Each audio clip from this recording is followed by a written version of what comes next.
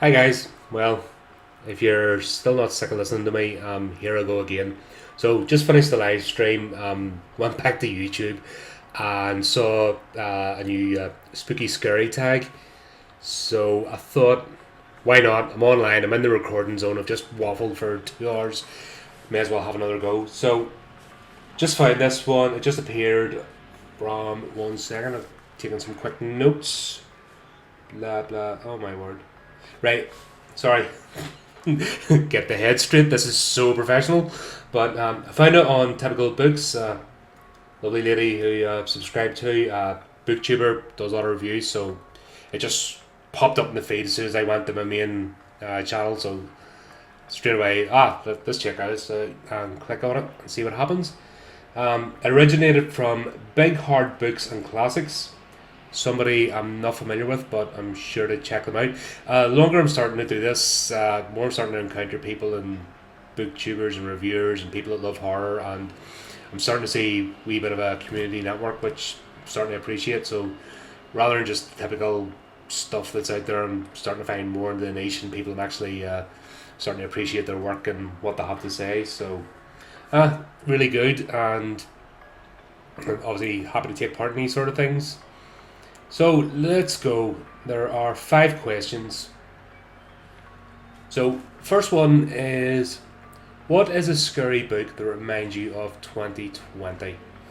Well, I'd have to say, and probably not a popular opinion, but it would have to be George Orwell, either Animal Farm or 1984, or a combination of both.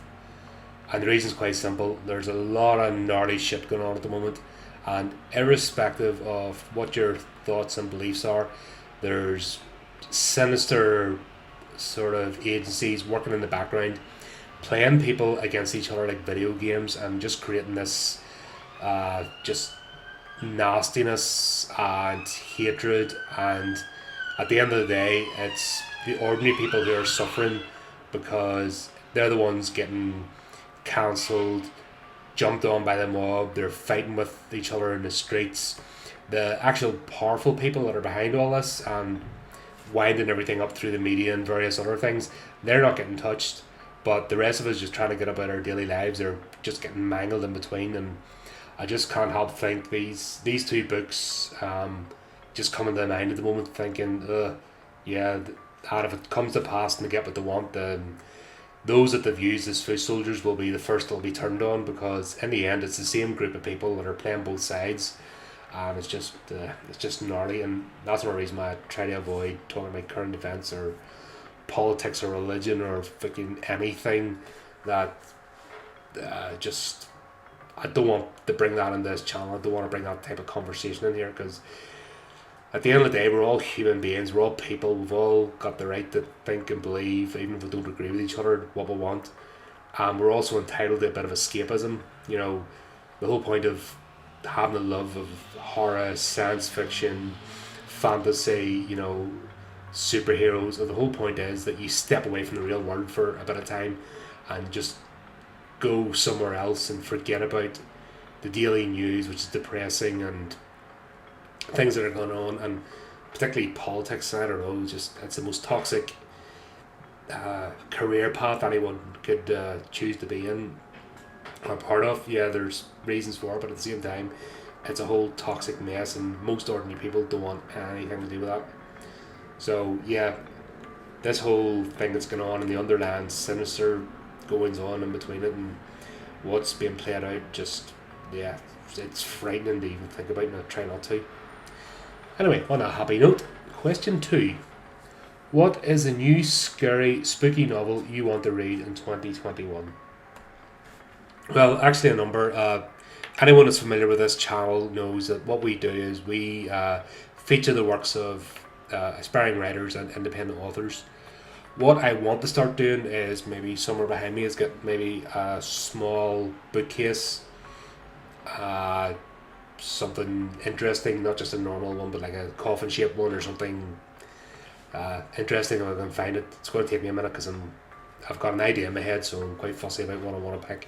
But what I want to do over next year is actually start picking up physical copies from authors that have actually submitted to the show and start building a collection.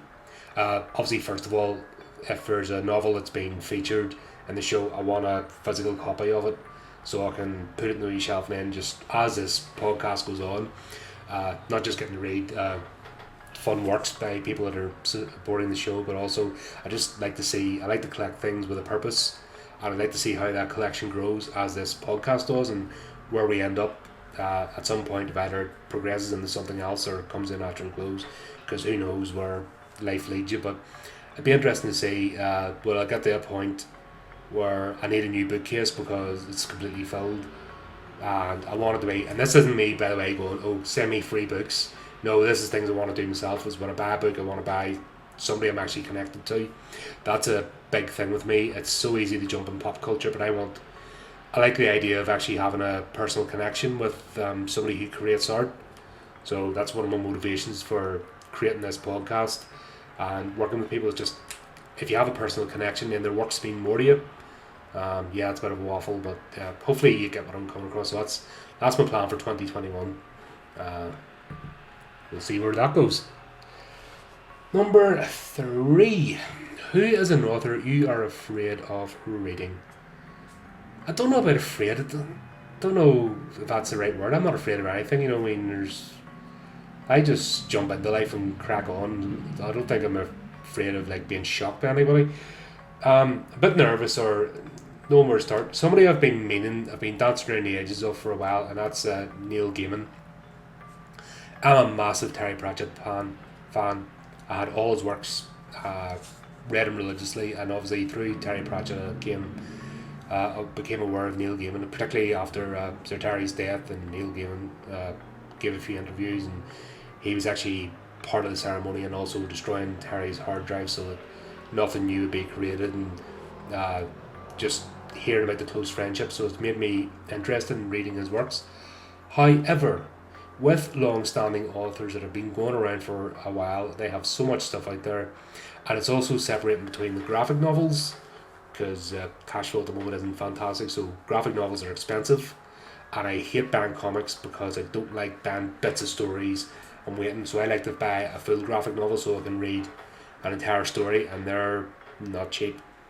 So I'm just hesitant because if I jump into somebody, I go in full tilt, and I don't want to disappoint myself or get frustrated by buying a book that's out of sequence or doesn't fully tell the story, and then I have to wait a long time before getting the next bit, and then I've lost my kind of traction, if that makes sense. Where if I usually binge read or binge watch things, if it's a series or an author or something, I usually try and collect a whole slew of stuff at once, and then just pour into it, and then obviously once I've fried my brain, I like to go back and nitpick, but I just have this initial blast of just buy everything and go for it. Right. Of all the things you have lost, question 4, let's try and keep this sort of professional, but of all the things you have lost, what do you miss the most? Well, this is recent history. Last year, house fire, lost everything. I've just returned. I was living in America for a few years. I've just returned to the UK. I'm trying to start from scratch again. Building up. So all my books, all my figurines, ornaments, all my doofy stuff is gone. Things I've collected over the years.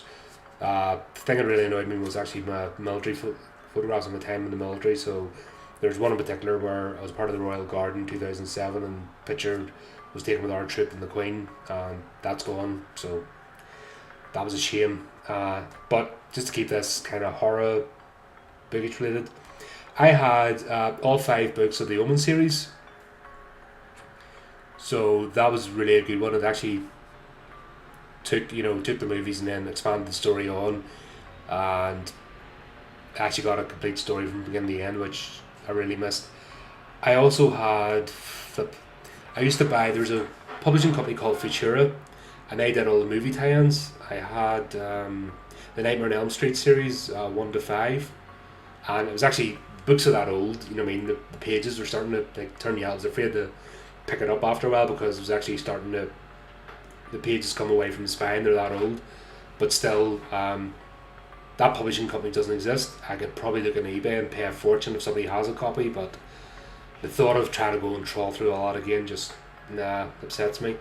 Another one isn't horror rated, but I actually had the sequel. And talking about horror film tie-ins with books, that's how I got into reading, by the way, because obviously I like to go more in depth into a story. So I liked when I was a young, early teens, I liked film tie-ins that basically novelized the movie that came out.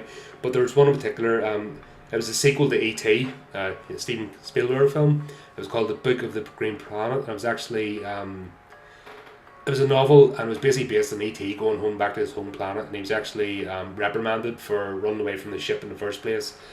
And he's getting into bother in his home planet. He's disgraced.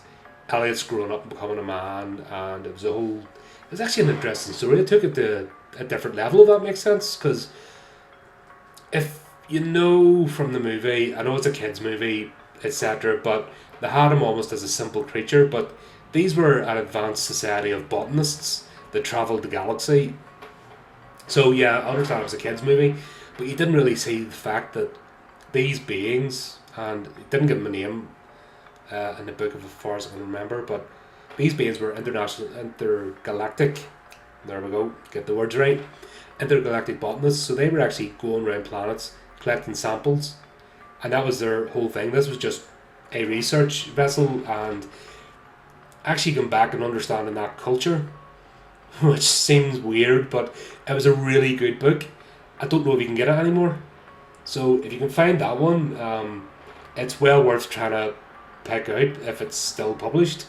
But it was a wee quirky one. I used to go into second-hand bookshops and back in the day when there used to be such things, and pick up things all the time, and this is just a random little gem that I don't think was well known, because I've talked to quite a few people, and people look at me like I've got two heads going, what sequel, what are you talking about? And that was pretty much it. It was a little gem I don't know if I'll ever get again, but who knows, in the new year I might look this one out and add it to the collection.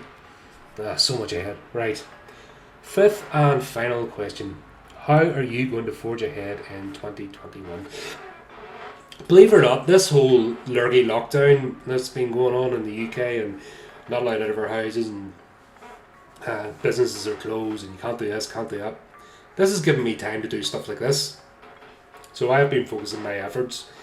My plan, obviously, in 2021 is just to push ahead with current projects. So I want this podcast to grow and get bigger and reach more people. I want to create more relationships with creators, authors, booktubers, people in the genre and who enjoy creativity and fostering creativity. That's my whole jam. If anybody doesn't know me, I've talked about it and repeated enough that you're probably sick of listening to me about it. But because the big companies and the ones that are in charge of actual producing movies and books are just so lazy now. They have a monopoly. They're lazy. They just put it utter trite, and at the same time they try and squash down anybody new. They just don't want any competition whatsoever. So they do it to each other. They're always taking each other to court, litigations. Like between these large companies, there's like 100 litigations going on at once. That's just their whole business model. So small creators have absolutely no hope. Anyone who understands likes of YouTube or the social media platforms, the algorithms are designed again in favour of people with money, i.e. big company can afford to spend money on ads and advertising and rank themselves up to the top of the the recommended list. So you're not on the top of the recommended list because you're good or popular. It's because generally you've either managed to luckily go viral with that one video, or you've built a gathering over years of hard work, or you've just been lucky. But generally it's these big companies that pay to have you can even pay to have subscribers. You can pay to have full subscribers. So it's all against the little guy, so to speak. So I want to continue over 2021 fostering, and hopefully people understand what I'm doing and coming from, and jump on board, and we get some interesting things happening in the new year. And maybe this could be the start of a new age of almost back in time to like the corner shop of creativity. Independent artists, independent business owners, taking back a bit of ground and actually being able to make a decent living out of doing this, because There's at the moment any author will tell you, or any creator, there's a lot of work put into this stuff for very little return, and it's, like bands starting out. Like, imagine being a musician in this day and age. It's horrendous. You've no chance. Really, really difficult. So anyone that basically creates for their art, I want to spend my time, if I can in my capacity, helping out, and then through that, my own works. Next week or two, I've just got the proofreading back from Tales of Horror and Madness, so I'm going to go through the final edit of that and hopefully have that out in the next week or two, when I'm not chatting on videos all the time. But hey, somebody puts up a tag, I'm going to support you. You know what I mean? This is what I'm all about. So if I see the opportunity to jump on board, then that's what I'm going to do. So for the sake of 40 minutes of my life, why not? By the time I edit this and stick it up there. But as I'm going ahead, get my own writing out of a few plans for other books, and hopefully get those out within the new year, and that'll pick up as well. So just to finish off, obviously I'll put the links to where I found the book, the tag. God, I've been talking too long. I'll be going to lie down shortly, just recharge my brain. But I'll put the link to where I found this tag, where it originated from, and then I would also like to tag a couple of people. So these are people that are probably getting tagged already with other people, because this is it's quite a close-knit community of starting to find. But these are people that have got in touch with me directly or supporting the show, who I really appreciate it. So first of all, new YouTuber Marissa White, tag her. She's got in touch recently. She's also new and trying to grow and build a following, so if you check her out, give her a bit of support and love, be fantastic. Dark Between the Pages, lovely Canadian lady I've been speaking to recently. She's actually hopefully reviewing my first book, Interview with the Ringmaster, shortly, once it arrives. Gets already on its way across the pond. So we've been talking quite a bit recently, really supportive of the show and the project. I really appreciate it. So once again, I'll put her link. Go and check her out. And Books of Blood, nice gentleman who I've been talking to recently as well. Actually, I think it's Twitter and our platform.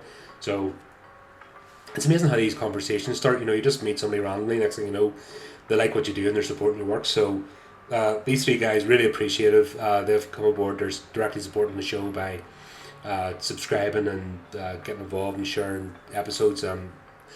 Always grateful, so if I can do a little bit to give a bit back, that's what I'll do.